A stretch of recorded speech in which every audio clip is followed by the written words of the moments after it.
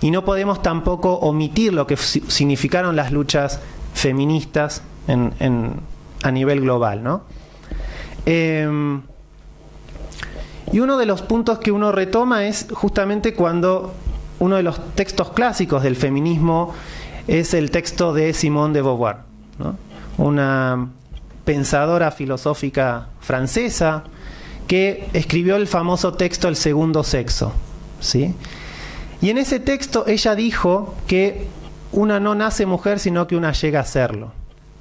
Y sentó justamente la politización que suponía la subordinación de las mujeres. Si bien Simone de Beauvoir nunca escribió sobre la noción de género en su texto, sí ella le agregó el valor político a cómo funcionaba la subordinación de las mujeres por los varones.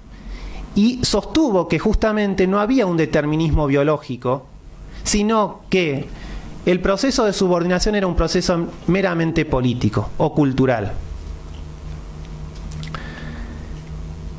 Eso sirvió a los movimientos de mujeres para dar esa batalla en la cual la separación entre sexo por un lado y género por el otro era necesaria a los efectos de pensar las discusiones en las cuales históricamente se sostenía el sometimiento, se justificaba el sometimiento de las mujeres por sus condiciones biológicas, es decir, por ser el sexo débil, porque era el sexo que engendraba, ¿sí? Y por lo tanto tenía que estar en el espacio de lo doméstico, tenía que encargarse de las cuestiones de la casa, de la familia, etc. Y pasar a la arena pública, ¿sí? Y sin embargo, esto en la década de los 40. Simone de Beauvoir se la lee en el feminismo recién entrado los 60, ¿sí? Y después se va a discutir con Simone de Beauvoir a partir de los 70 para adelante. Pero esa primera aproximación de la diferencia sexual binaria, ¿sí? Donde el sexo sería lo biológico y el género lo cultural, va a tener una vuelta de tuerca. Y esa vuelta de tuerca estaba asociada con que esta formación política del género, ¿sí? Se va a dar en el marco del paradigma científico de la identidad de género. Lisa y llanamente, ¿qué significa el paradigma científico del género o de la identidad de género? Es básicamente el invento por parte de la medicina del concepto de género. Paradójicamente, el concepto de género no lo inventa el movimiento feminista ni el movimiento de mujeres, sino que lo inventa la medicina, ¿sí? Y esto viene de la mano de las producciones científicas, especialmente que se van a dar en Estados Unidos a partir de la década de los 40, con todo un continuo de prácticas y de lecturas acerca de la somática sexual, de la psicopatología del siglo XIX, autores como por ejemplo Krafft Ebing, que era el manual moderno sobre los trastornos de la identidad sexual, las primeras intervenciones quirúrgicas, entre comillas, de cambio de sexo que se van a dar en la década de los 20, ¿sí? O el surgimiento de la endocrinología y el acceso a las hormonas para el cambio corporal. Pero este paradigma científico de la identidad de género, donde el movimiento feminista se va a ver inmerso, ¿sí? va a funcionar de la siguiente manera. La ciencia, a partir de los 40, va a decir: yo puedo hacer hombres y hacer mujeres.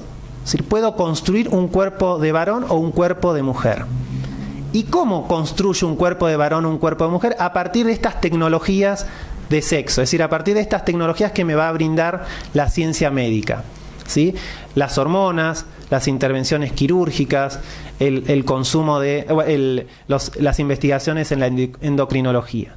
Tal es así que uno de los médicos, que es el que inventa la noción de género, que es Stoller, en la década de los 60, a partir de sus investigaciones con niños y niñas que expresaban un género que no estaba asociado con el sexo que se le había inscripto, ¿sí? Entonces él va a decir, en su tratado más famoso, va a decir que en realidad la biología no importa para la construcción del género, sino que el género tiene que ver con los roles, ¿sí?, sociales.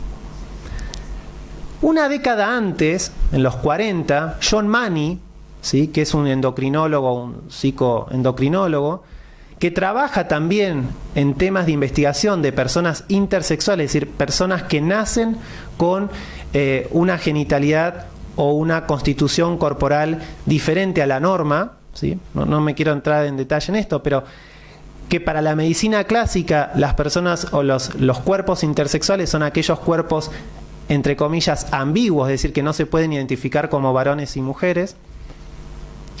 John Money va a establecer, a partir de estas investigaciones con personas intersexuales, la categoría o los famosos, o lo que se denomina hoy por hoy, los protocolos de asignación de sexo, ¿sí? Esta idea de poder hacer varón o mujer cuando ese cuerpo presenta una malformación genital, entre comillas, o presenta una una imposibilidad del médico para decir es nene o es nena, ¿no?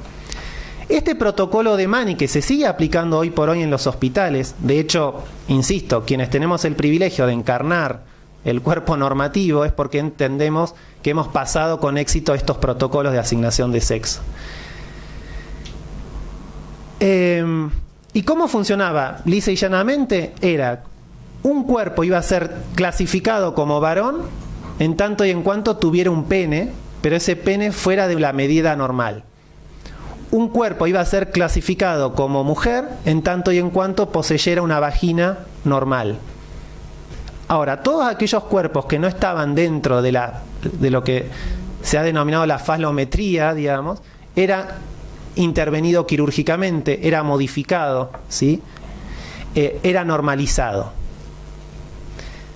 Claro, y ahí es donde emerge, digamos, esta separación clara entre sexo y género, porque John Money lo que decía era: yo puedo construir varones y mujeres sin importar el sexo anatómico, ¿sí?, sin importar la biología.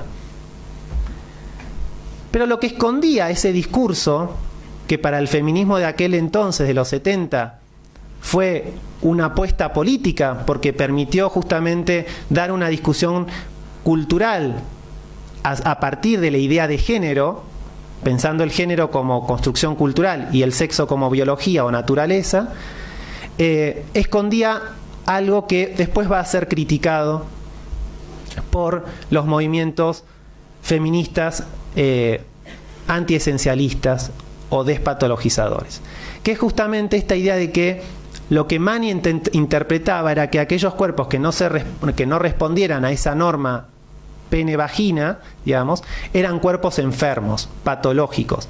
De ahí surge que el transexualismo es una enfermedad, de ahí surgen estos diagnósticos de la disforia de género o del síndrome de Harry Benjamin. Harry Benjamin, un endocrinólogo que clasifica los mecanismos por los cuales una persona trans es señalada como un sujeto enfermo o patológico. Y por lo tanto eran enfermos y patológicos todos aquellos cuerpos, ¿sí?, que expresaran un género que no se correspondía con el sexo biológico.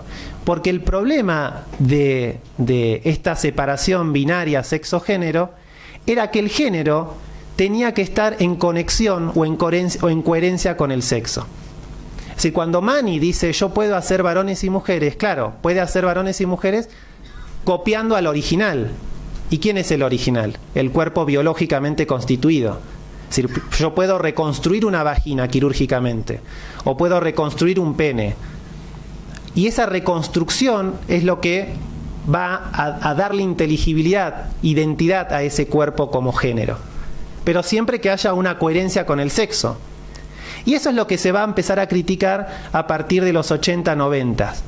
Que es justamente, si antes, digamos, se criticaba el esencialismo biológico, ¿sí?, como lo hacía Simone de Beauvoir, ahora lo que se va a criticar es que con estas posturas que podríamos llamar de constructivismo social, ¿sí?, va a decir, bueno, antes era la biología el destino, ahora lo que va a ser en realidad el destino es la cultura. Entonces emerge toda una literatura y un movimiento feminista de un movimiento trans que va a poner en cuestión cómo asumimos la diferencia sexual. De manera tal que el sexo está tan construido culturalmente como el propio género. ¿Sí?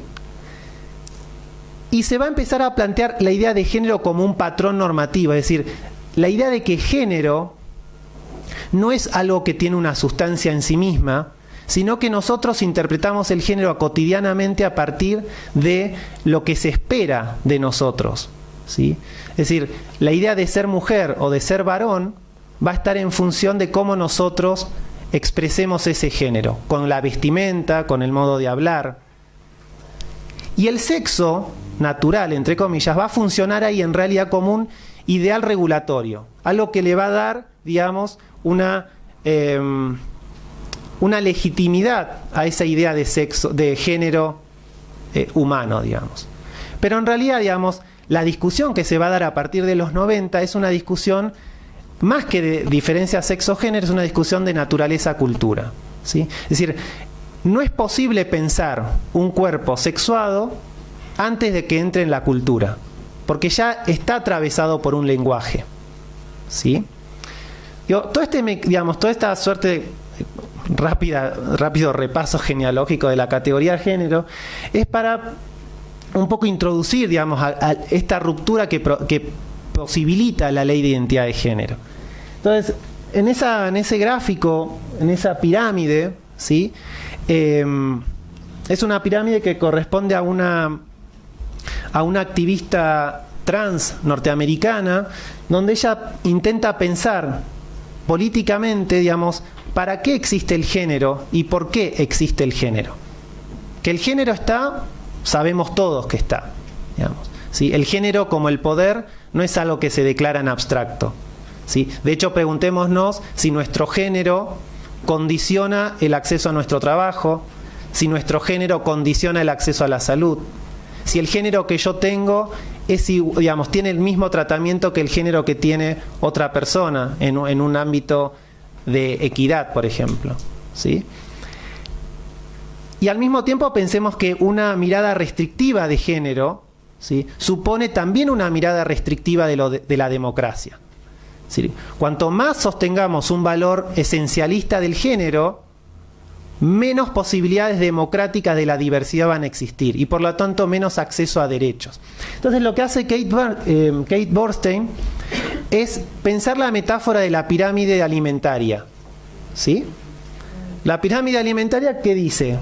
Digamos que hay una distribución de alimentos que son buenos para consumir en determinadas cantidades, ¿no? Pero que uno necesita el alimento para consumir. Las grasas siempre están arriba porque son las que nos hacen mal, digamos, y abajo están las verduras, las carnes, etc. Kate Bornstein lo que va a pensar lúdicamente es que el género funciona como un ordenador social y que en la pirámide se plantea el sexo verdadero o el género que encarna, digamos, lo que ella va a decir, el mayor poder, es decir, la mayor posibilidad de acceso a recursos. ¿Y quién encarnaría ese género ideal? Porque claramente nadie encarna ese género ideal. Es decir, claramente sería el varón, blanco, clase alta, moderadamente musculoso, tradicional, heterosexual, moderado políticamente, digamos, una cierta de clase media, blanco, católico, protestante, digamos. Claro. Y abajo se van a ir sumando, digamos, la dispersión de géneros, ¿sí? Donde creo yo todos nos podríamos encontrar sobre esa base de las pirámides. Y lo que a mí me interesa de ese dibujo un poco sintetiza esto, digamos. ¿Por qué existe el género? Porque el género existe para ordenar las clases sociales. El género existe porque es una relación social y es una relación de poder. Y cuanto más nos acercamos a la base, nuestro género se vuelve cada vez menos real, porque nos alejamos del cuerpo y del género verdadero o del género, digamos, que tiene mayor poder. no es mayor poder en términos de yo tengo el poder, digamos, porque desde Foucault sabemos que el poder no lo detentamos, sino que circula, sino es la posibilidad de acceso a recursos, es decir, a más derechos, a posibilidades de crédito, a posibilidades de voto, de derechos económicos, etc. Y esto lo quiero, digamos, traer para pensar la ley de identidad de género antes de su sanción. Es decir, las personas que no se correspondían con ese sexo ideal regulatorio eran irreales. Digamos, una persona que no se correspondía con su sexo genital no era una verdadera mujer, no era un verdadero hombre. Me voy a pasar a la segunda para no... Esto, si quieren, después un poco también pensar esta dinámica que la ley de identidad de género se inscribe en un mapa global donde de los 72 países que hoy por hoy actualmente permiten la rectificación del nombre, digamos, en sus registros, 32 países exigen un tratamiento psiquiátrico. ¿Sí? Lo rojo, lo azul y lo verde es aquellos países que, insisto, digamos, donde el ideal normativo de género no está asociado a informes psiquiátricos, que ahora lo vamos a ver en profundidad.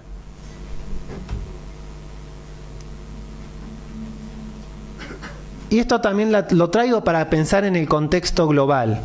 2.115 crímenes hacia personas por su identidad de género se consignaron entre el 2003, 2008 y 2015. Fíjense en ustedes, 1.654 en América Latina y Caribe. ¿Sí? Cifras que pueden ser altas, a pesar de que Argentina tiene la ley de identidad de género, y otras cifras que no están ahí. Eso demuestra que aún así, digamos, aun cuando uno pueda desarmar, digamos, este esencialismo biológico o este patrón normativo, la violencia de género sigue existiendo.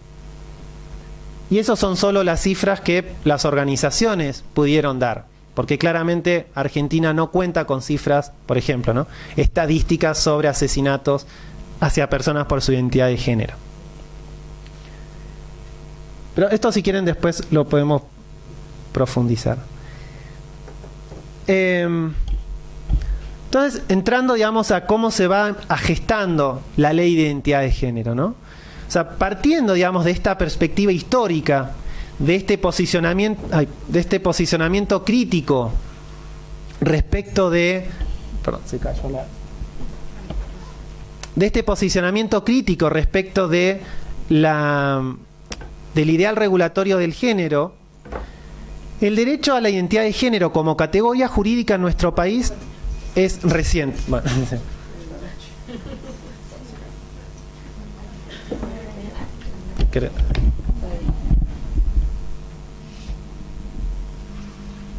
aprovechar.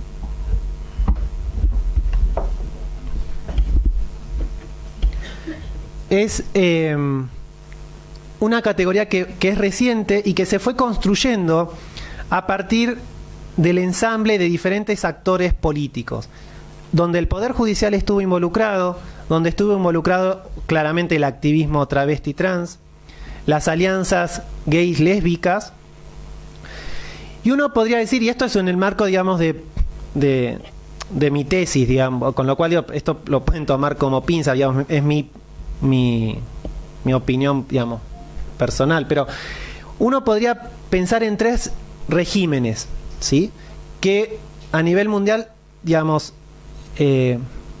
o uno puede rastrear a nivel global. En Argentina se sucedió un primer momento, que era el momento que yo llamo un régimen negador, ¿sí? Un régimen negador del derecho a las personas a intervenir, a que puedan intervenir sus cuerpos quirúrgicamente, a partir de intervenciones quirúrgicas de afirmación de género, o la posibilidad del cambio registral en sus nombres. Un régimen en el cual, insisto, si bien no estaba prohibido, había una ley, que era la Ley de Ejercicio de la Medicina, que ordenaba que una persona podía, entre comillas, mudar su sexo solo con autorización judicial. Con lo cual las personas tenían que sí o sí iniciar un trámite judicial. Esa judicialización, ¿sí?, suponía el activar dispositivos de violencia, ¿sí?, en función de estos esquemas que yo muy rápidamente tracé al comienzo, de cómo se piensa, digamos, nuestro sexo y nuestro género. Entonces, ese primer régimen negador tenía un patrón teórico, un marco teórico que se sustentaba en este determinismo biológico. Entonces, ¿qué decían las principales sentencias, digamos? Decían, el derecho no puede modificar aquello que la naturaleza concedió, o el derecho no puede modificar aquello que Dios hizo, ¿sí? Y el derecho no puede, digamos, permitirle a una mujer o a un varón una amputación genital. Es decir, el resguardo del Estado respecto de algunas partes de nuestro cuerpo estaban vedadas, ¿sí?, solo por un criterio de normalización. Y ahí fíjense ustedes cómo funciona el sexo como ideal regulatorio. Porque el sexo funciona como una ficción. El sexo nos hace dar cuenta que nuestro cuerpo está todo el tiempo fragmentado, ¿sí?, que hay partes que tienen más relevancia frente al Estado y partes que tienen menos relevancia frente al Estado, ¿sí?, y que de las cuales uno puede disponer y otras que no. O sea, uno se puede hacer una cirugía estética de nariz, por ejemplo, y uno no inicia un juicio, o no iniciaba un juicio en aquel momento.